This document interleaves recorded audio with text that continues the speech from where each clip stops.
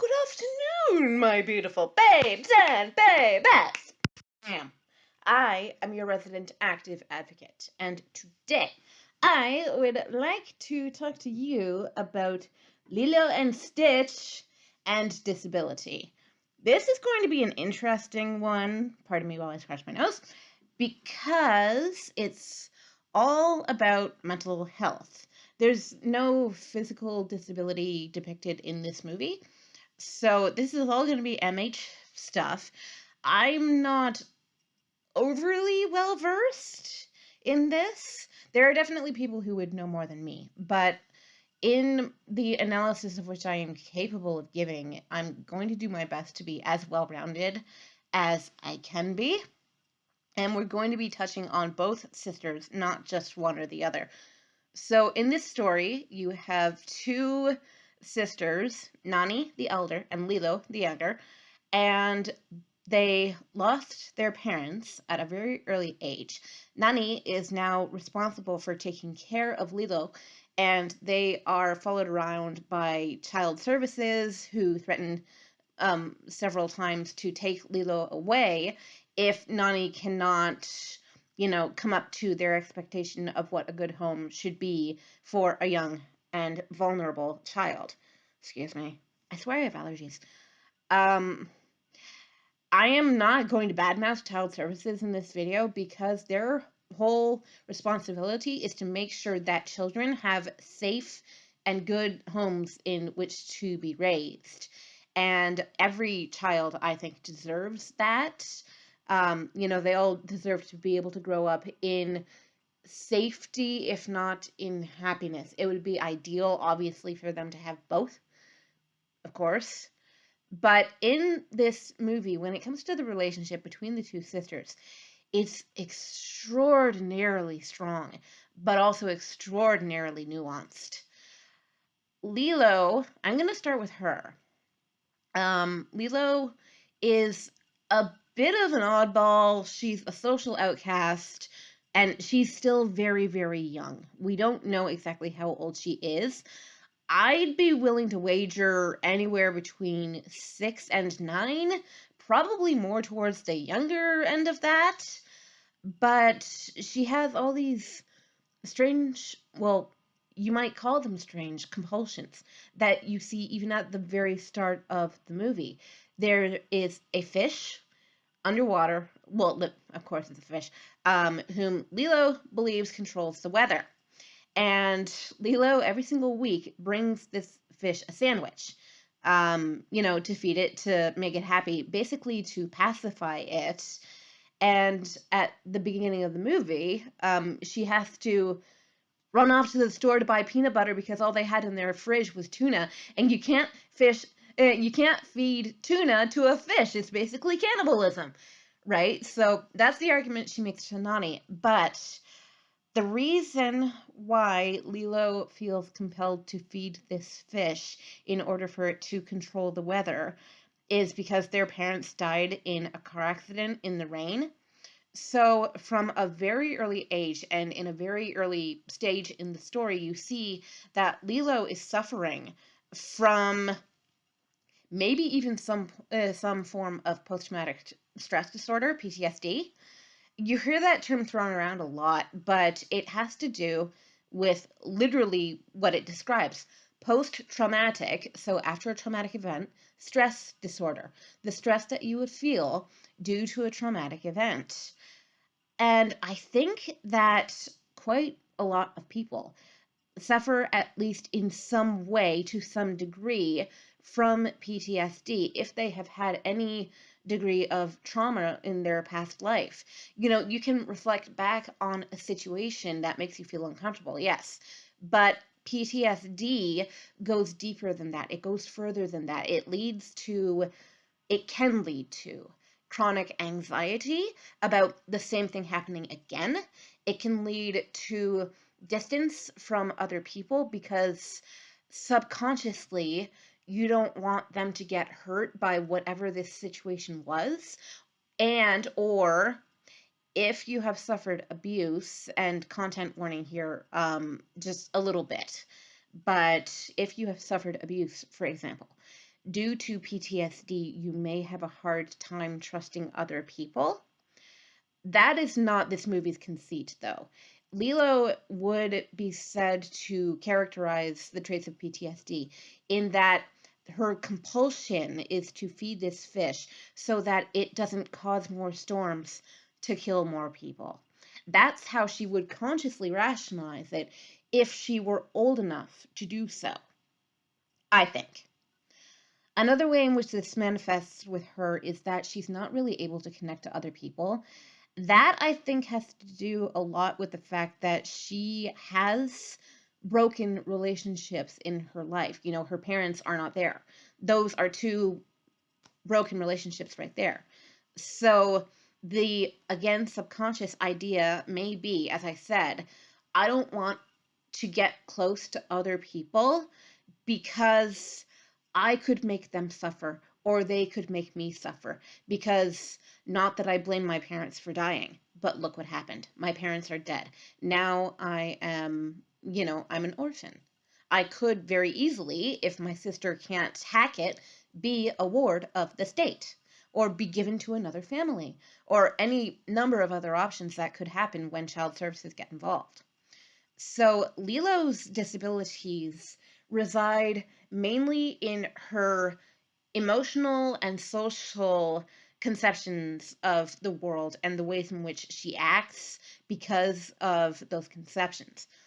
Nani, however, I would say probably does suffer from PTSD as well, but she manifests it in different ways.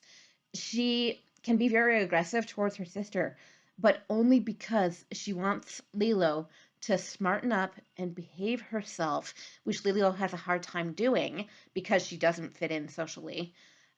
And Nani sees this as a problem because yet another member of my family could be taken away from me if these circumstances come to fruition. If I can't be the best possible version of myself, if I can't get my act together, if I can't consistently keep it together. And this creates a lot of stress for Nani. You have to realize she's rather young. She's definitely not an adult. She would probably be anywhere between 16 and 18 years old. And again, I would guess towards the younger side of that range. She's not very old herself. She's still almost a child herself. And intellectually, people are not fully grown up until about 25 years old. So Nani has her own issues to sort out. She has her own grief to sort through. She would remember the parents better because she was older when they died. But do you notice that I haven't even brought in the alien subplot yet? When Stitch comes into the picture, both of the girls have a hard time adjusting to him. Lilo, because she doesn't see Stitch as a member of her family yet. She's cool with him at first, and then he displays the fact that, hey, by the way, I kind of get you. They sort of get each other in this very unspoken way. Stitch doesn't initially try to speak around Lilo because he's trying to blend in and pretend to be an animal. When he has his other two arms inside of his torso, he looks like sort of a hybrid between a dog and a koala. But Lilo sees a chance to connect to someone who is not going to think that she's a weirdo and someone who would be less painful to lose than a human being. It's less painful, in theory, to lose a pet than it would be to lose a parent. It all depends on how you connect with your pets versus the people in your life. I know a lot of people who are very fond of their pets, and I don't have a problem with that because pets are fuzzy, and we like them. But Stitch is supportive to the family in that he sort of binds by tearing. Let me explain. Stitch has very destructive tendencies just because of the way he was created. He's an alien life form who's basically sent onto planets to conquer them. Good luck with that, especially on Earth, because his main vulnerability is to water. He will die if he is exposed to water. It's like the Wicked Witch of the West. But when Stitch comes into the picture, both Nani and Lilo are totally lost on how to handle this. Nani already has enough on her plate to the extent where she's like, no, we can't keep this thing. I can't even find it in an encyclopedia what this thing could be. Because, as I say, it looks like a dog hybrid with a koala. It's very cute. Stitch is very cute, but also extraordinarily destructive, but also extraordinarily intelligent. And this does translate to Stitch's emotional intelligence. He figures out pretty quickly Lilo is extraordinarily emotionally vulnerable, so I have to be a little more in control of my more chaotic tendencies around her in order to fit in with this new setting where I am vulnerable because Hawaii is an island. I'm surrounded by water.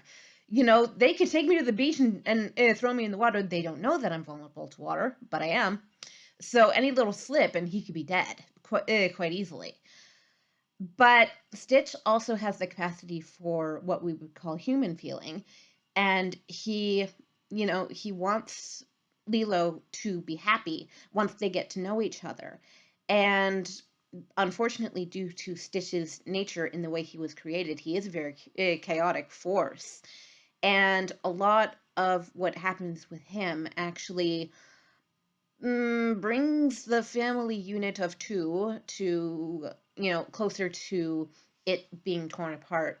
To the point where towards the end of the movie, the social worker is like, no, I'm sorry, you couldn't even take care of a dog. I don't know what this thing is either, but you couldn't even take care of a dog. I don't expect you to be able to take care of your sister. So, inevitably, the way it works out, though, is that, yeah, spoilers for this whole thing, but Lilo does get to stay with Nani mostly because of Stitch. Stitch, as I say, is a very chaotic and destructive force, but also has emotional intelligence enough to know where to stop, where to draw his own line. Once he figures out where that boundary is, he tries to help the family. And, the primary lesson of the movie is Ohana means family. Family means no one gets left behind and forgotten. This may be a small, broken family, but it is still good. It's still good. And I think the whole idea, this wasn't even subtle, but behind the name Stitch is that this is the thing that's going to stitch together the fabric of my family in Lilo's conception. Like I say, with her, she's a very intelligent kid, considering how old she may or may not be. But there's a lot that goes on with her psychologically, and a lot that goes on psychologically of which she is aware and of which she is not aware. Lots of subconscious stuff comes in with PTSD. She has a picture of her parents, and Stitch lays one little paw on it, and she's like, no, don't touch this. Don't you ever touch this. It's the only thing that she has to remember them by, really. And she wasn't very old when they died, right? So there's an aspect of her that wants to shove people away because she could hurt them, they could hurt her by disappearing. But there's also an aspect that wants to cling to what she does have. And eventually, when she and Stitch become closer, she realizes, I don't want to push this one away. I want this one to be my friend, and I want this one to be a member of my family, which is what ends up happening in the end. This movie would work without Stitch, but I really appreciate Stitch because he's adorable. He's a koala puppy. Come on. And one really brave thing he does is that when Lilo and Nani are having a really hard time, they just had a really bad day, a lot of it because of Stitch, they go surfing, and Stitch, being vulnerable to water as he is, if he were to fall off the surfboard, he'd be dead, but he goes out surfing with them, and that, I think, is a manifestation of how we can take care of one another, even if it's, not convenient for us. I'm going to downplay this and say not convenient to us. I do not advocate in any way for someone to put themselves in harm's way to make another person happy. That's not how this works. Advocacy, I think, should center a lot more around interdependence. Rather, we can and should all depend on one another, and that's a very good idea of the disability narrative too. That if you have connection with other people who also feel connected with you, and interdependence exists because you each need each other. It's not just the person with the disability is in need of you. You are also in need of them as a friend, as someone you can trust. There are many, many aspects to every single person on this planet. And the whole idea of my disability, my mental health problems, any sort of issue I may have, that's not all that defines me. That's not all that should define me. And if I am able to form connections with other people, it's not what is going to define me because we're all better with one another around. Every other human being is better with every other human being around.